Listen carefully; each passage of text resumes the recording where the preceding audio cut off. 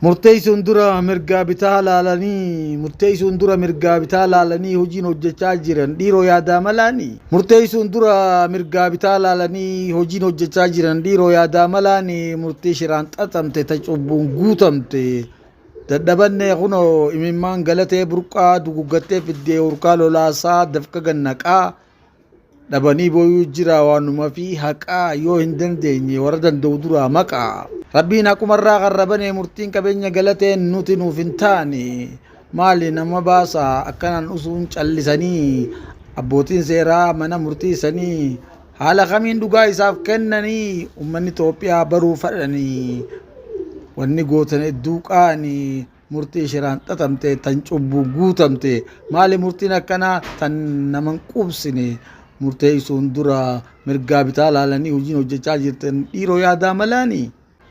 Himataan gaddee himatamaan gammadee murtii naman quubsine gonkumaa nuun taane.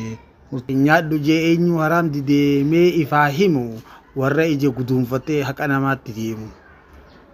Ati namicha namarraa taa'e dubbii farda waatiyyoo dhalee jettee namatti hin gootu yaa'i. Fardi yoomiyyuu waatiyyoon dhalu hayni galatee burqaa haasirraa galu.